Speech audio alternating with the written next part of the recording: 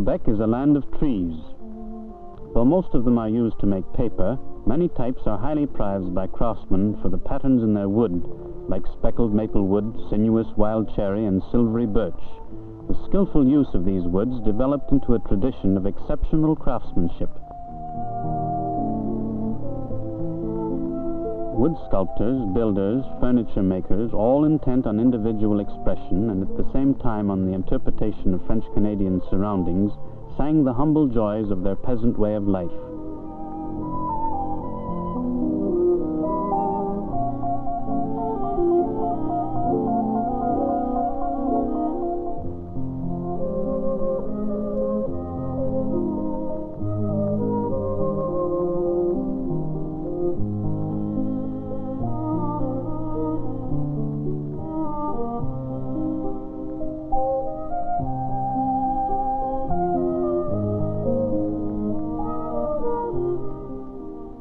A long tradition brought in from overseas, from the old French provinces, with their rich heritage, had established through the guilds a happily balanced architecture which was typical of the country.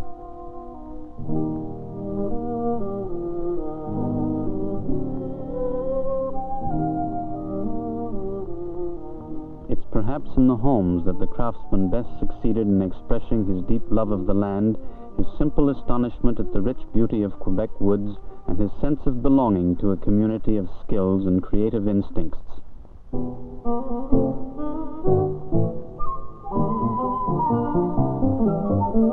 The revolution of modern art, which was long felt beneath the surface, suddenly exploded and eventually changed the face of Quebec society. Techniques, ways of life, and consequently the sense of form were all going to be affected. The straight line comes into its own. So do vertical perspective, curves,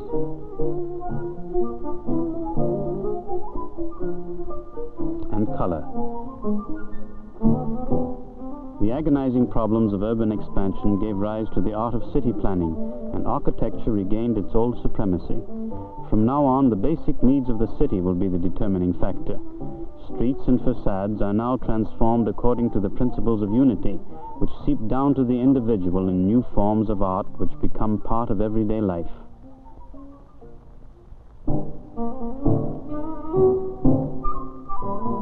The ultra-modern painters and sculptors of yesteryear see their daring forms and colors appear in today's interiors, upsetting tradition and heralding a new way of life.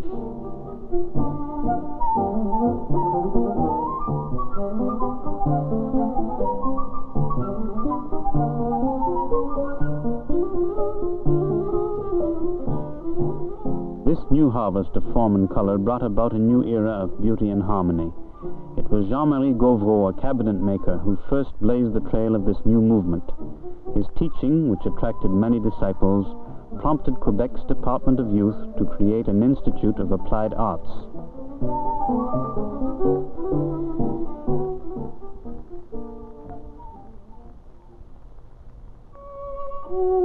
This institute is responsible for the training of a team of young furniture designers united in the pursuit of a single aim, to take up the challenge of the new forms and colors and to bring them together in a unified form of architecture. Artists from Quebec to Montreal, from Paul Saint-Cyr to Bernard Morisset, united for the cause. The same sensitiveness to the play of light on wood and fabric resulted in the new patterns of color and texture. These patterns appear in modern furniture of today.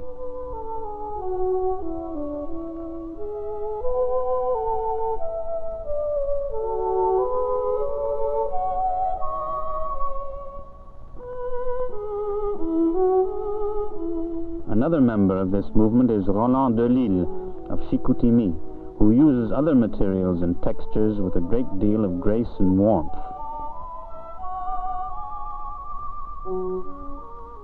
With his daring new forms, Louis-Philippe Gagnon turns his back on the past and becomes the prophet of a new age. In the transitory and descriptive aspects of our times, he sees the challenge of structured form and color. He goes back to first principles and rejects the old distinction between form and construction and anything which is not purely functional.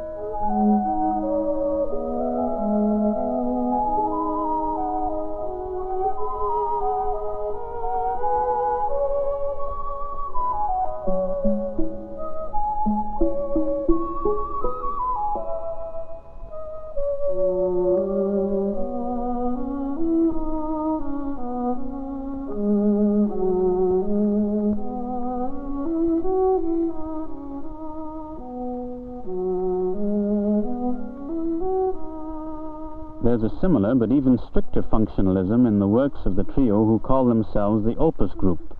This group uses metal to replace wood in the framework, giving the wood a new ornamental function and making the texture of fine woods stand out by increasing their decorative value. They solve the problem of the apparent conflict between old craftsmanship and the modern assembly line, for the making of standard parts makes it possible to choose among a great variety of combinations, thus allowing individual differences and avoiding mechanical uniformity.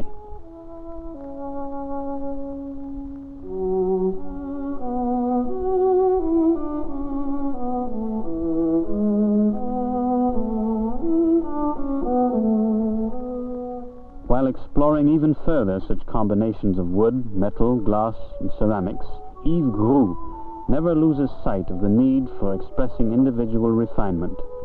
His art has grown beyond the fads and passing whims of fashion to attain a classical perfection by the constant elimination of all artifice and by the incomparable soundness of his designs.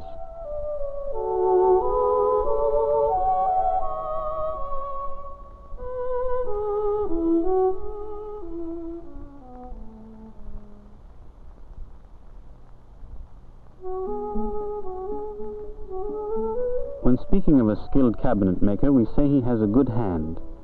No expression could be more appropriate, for if the eye of the craftsman can read the lines of the wood and appreciate its patterns, it's ultimately in his gifted hands that the magic transformation will take place.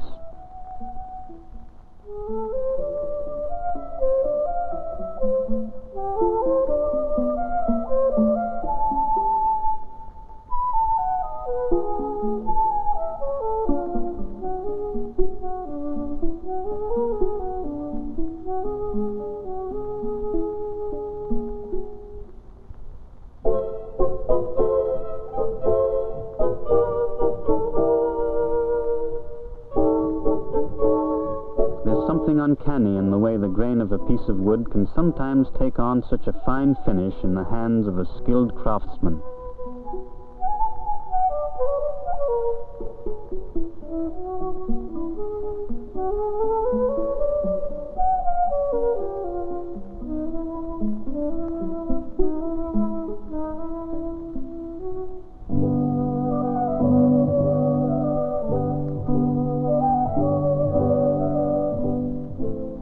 The sensitive hand of the craftsman is the best tool of all. Controlled by his mind and made infinitely flexible through practice, the craftsman's hand can trace the most capricious designs of his imagination.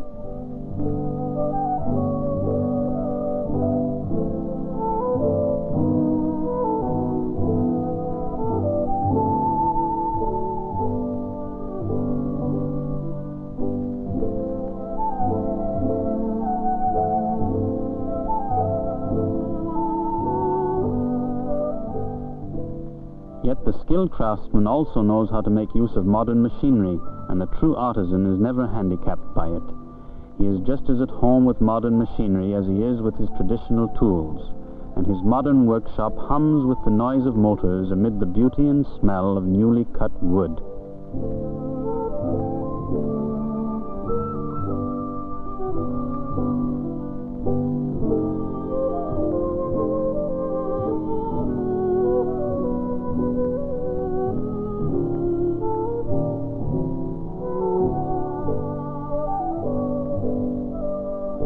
When the object is being given a finish that the hand of the artisan comes back into its own.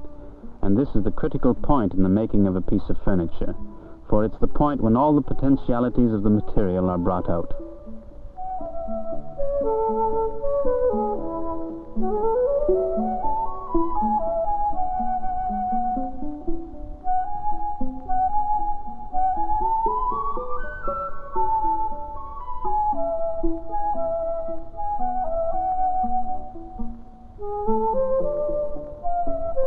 This dynamic new movement exists today only because of the zeal and spirit of cooperation of the working craftsmen.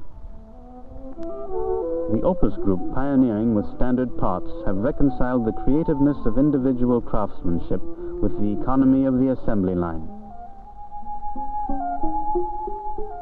While enabling us to rediscover the dignity of the medium, Louis-Philippe Gagnon points the way to the future of structural form and color.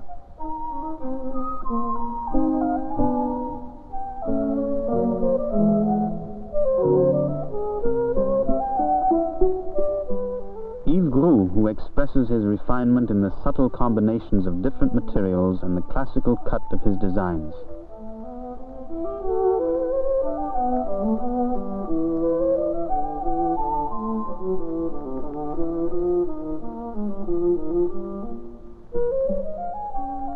Bernard Morisset, with his pleasing way of portraying everyday psychology.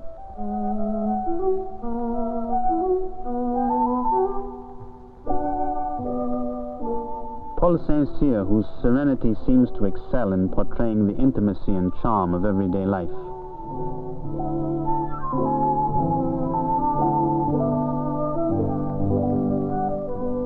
Roland Delille, who revels in serene harmonies of form, and many others whose constant experimentation in the important art of good living helped to fashion the new face of a civilization. They all, working as a group, pay tribute to the pioneers of their craft as well as to the masters of the modern school, and stand out as good examples of the cultural vitality of contemporary Quebec.